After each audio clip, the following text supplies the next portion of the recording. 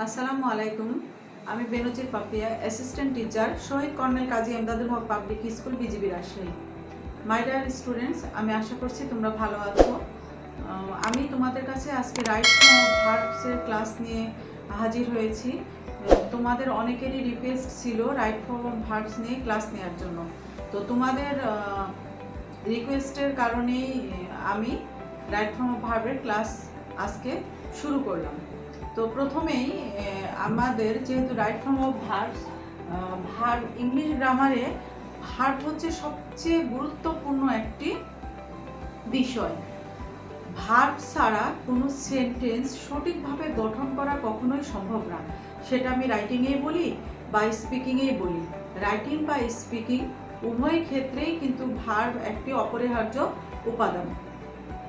যদি আমরা ভার্ব সঠিকভাবে বসাতে না পারি তাহলে কি হবে, এটা জানার বিষয়, তাই না?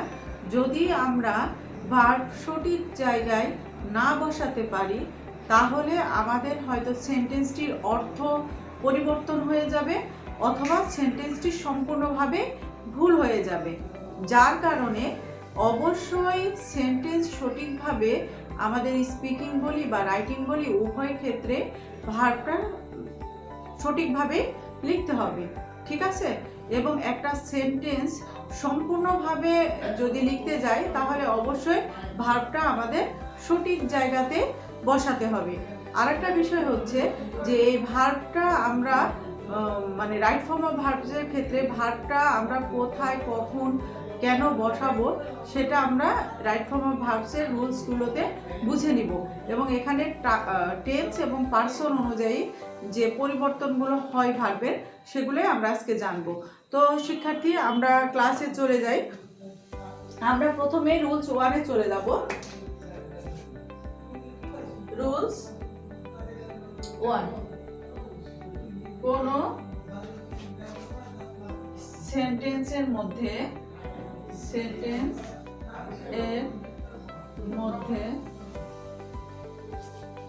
Daily, always, regular, sometimes,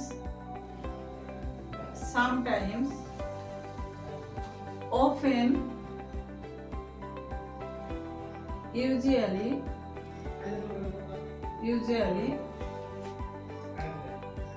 normally,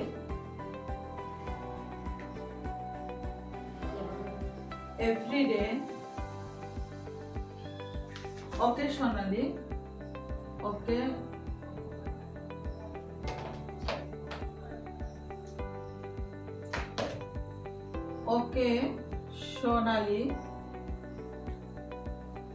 এবং চিরন্তন সত্য ও অভ্যাসগত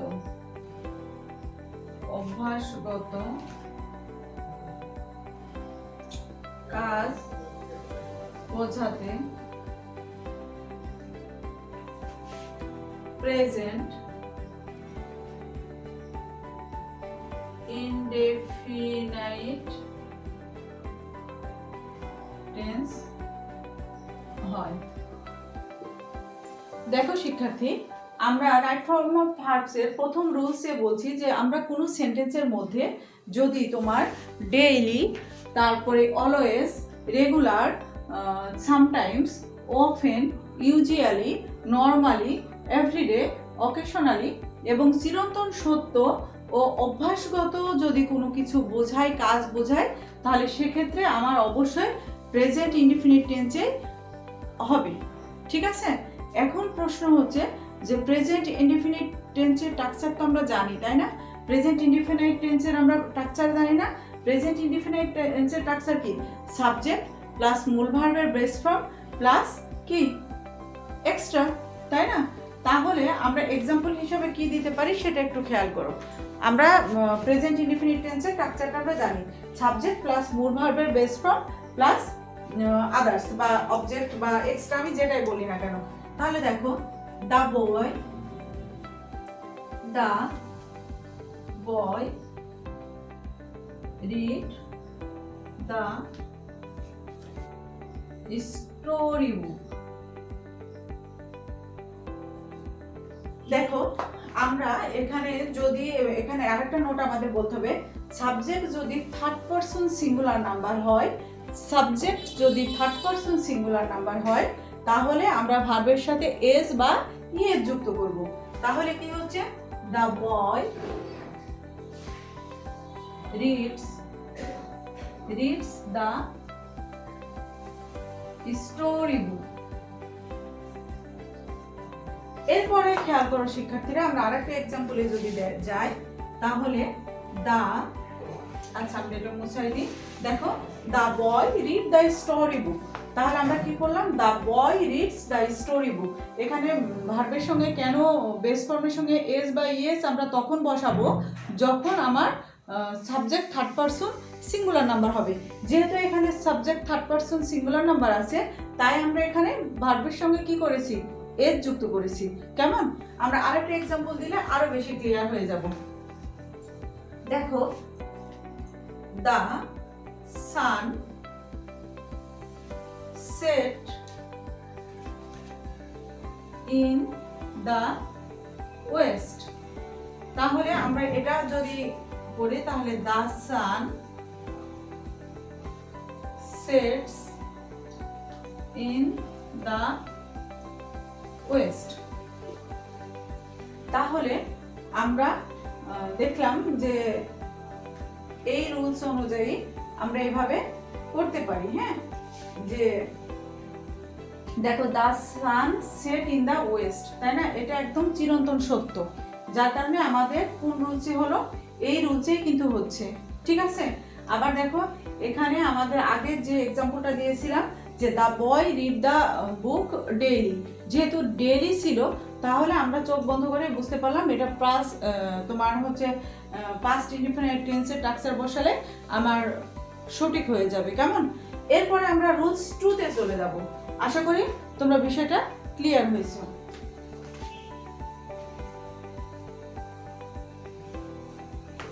এরপরে দেখো, রুলস 2 তে আমরা চলে যাচ্ছি।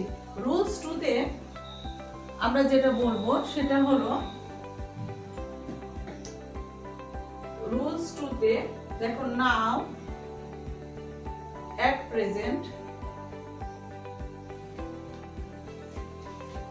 at this moment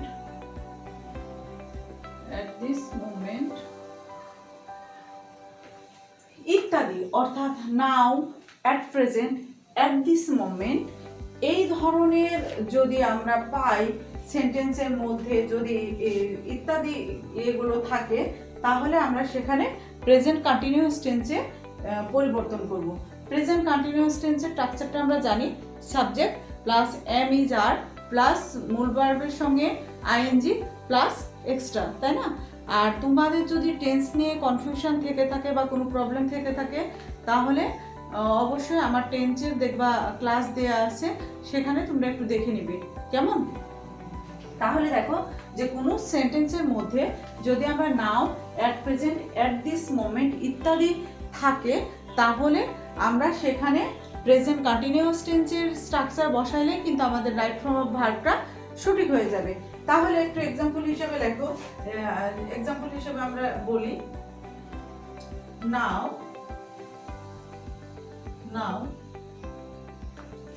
we play cricket. দেখো, নাও উই প্লে ক্রিকেট, তাহলে আমি কি করতে পারি, now we are playing cricket. তাহলে আমরা দ্বিতীয় রুলসে যেটা দেখলাম, যে now, at present, at this moment, এগুলো যদি থাকে কোনো সেন্টেন্সের মধ্যে, তাহলে আমরা সেখানে প্রেজেন্ট কন্টিনিউয়াস টেন্সের স্ট্রাকচার বসালে আমাদের কিন্তু রাইট ফর্ম অফ ভার্বসটা সঠিক হয়ে যাবে। হ্যাঁ, এখানে কিন্তু ভার্বের সঙ্গে কি হয়ে যাবে, আইএনজি যুক্ত হবে, কারণ প্রেজেন্ট কন্টিনিউয়াস টেন্সের স্ট্রাকচার হচ্ছে সাবজেক্ট প্লাস এমিজার প্লাস মূল ভার্বের সঙ্গে আইএনজি প্লাস এক্সটেনশন। ঠিক আছে? আমি সেই রুলসটা শুধু এখানে দিয়ে দিয়েছি। ওকে, এরপর একটু খেয়াল করো, রুলস 3 তে চলে যাব আমরা। হ্যাঁ,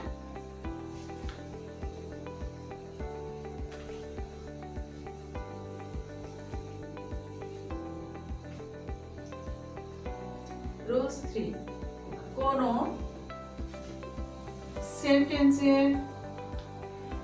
সেন্টেন্সের মধ্যে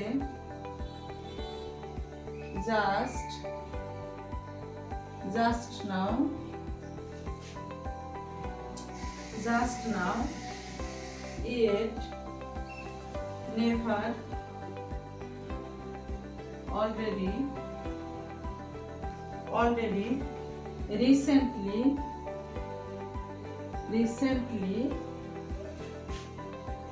lately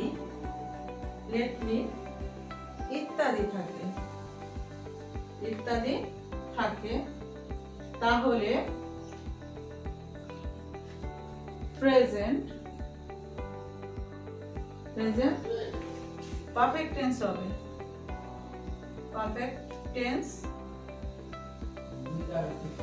হবে। একটু খেয়াল করো মাই ডিয়ার স্টুডেন্টস, আমরা রুলস 3 তে চলে গেছি। রুলস 3 তে আমরা যেটা বলছি সেটা হচ্ছে যে কোনো সেন্টেন্সের মধ্যে যদি just now, yet, never, already, recently, lately ইত্যাদি থাকে তাহলে প্রেজেন্ট পারফেক্ট টেন্সে হবে। ঠিক আছে, আমরা যদি এক্ষেত্রে প্রেজেন্ট পারফেক্ট টেন্সের রুলস অনুযায়ী করি তাহলে আমাদের কিন্তু সেন্টেন্সটা সঠিক হয়ে যাবে। এখন এক্সাম্পল হিসেবে আমরা দেখি,